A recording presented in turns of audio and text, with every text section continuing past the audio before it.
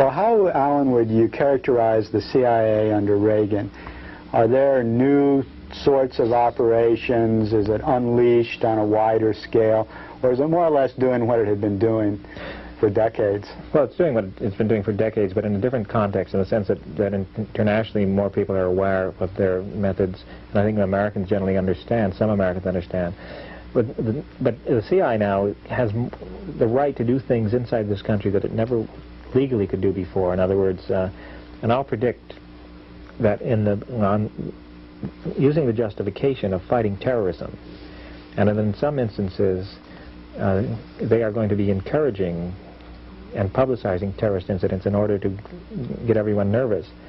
You're going to see them start doing things inside this country to control people that they've been preparing to do for a period of time. In other words, what?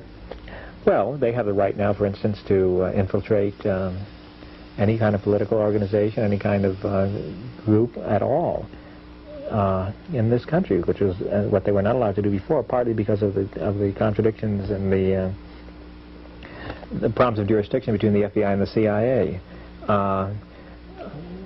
That is really, they can do it on the flimsiest of excuses. And if somebody who is a member of one of these organizations says, hey, I think that guy's a CIA, they can put him in jail for 5 years. Exactly.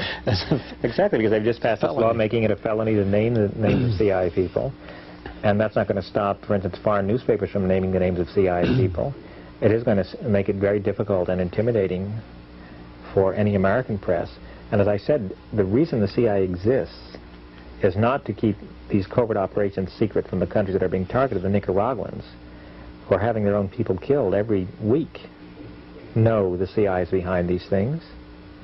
We don't, though. We read the things and say, oh, it's just another one of those accusations. These operations are secret to keep them from us and to preclude our deciding what we want our foreign policy to be. And so it becomes moot who you vote for anymore, because the presidents are still going to go on using this secret instrument. And that's why I think the issue of covert operations of the CIA is critical. Well, Alan, it's not just the names of agents which can be talked about anymore. It's any of the activities of any of the intelligence services, and that includes the FBI or the Bureau of Alcohol, Tax, and Firearms. That means that you wouldn't be able to make your documentary on company business now, right? Right. It would be extremely difficult to make, and but it also means that, for instance, and there are documented incidents, if you have someone in your group who proposes to you a terrorist incident and is actually working for the FBI or the CIA, and this has happened in the past, that you are not even allowed to denounce him at a press conference that so-and-so has suggested we blow up an oil refinery, etc., and that we know that this man is working for the CIA. They could actually throw you in jail for 5 years for revealing that. In other words, so you have no form at all of protection. And it's like creating the legal basis for the creation of an enormously powerful secret police force for use in this country. And that's exactly why, you know, I think the Watergate investigation occurred, because, as I said, in this case, Richard Nixon made a big mistake, and that was to have used the CIA, or elements connected with the CIA, inside this country. And against the other major party. Against the other major party, and the other major party was not about to just roll over and die. Well, there are some people who say that it was the CIA who was very instrumental in bringing down Richard Nixon. Okay, because there are people.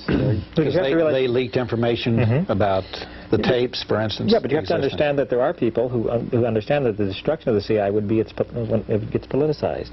In other words, if it becomes an instrument where whatever party is in power appoints a political appointee so they can protect themselves from destabilization efforts, then it's going to ruin it as an agency. Because you see, an intelligence agency, and there are American presidents and even CIA directors who are concerned about accurate information.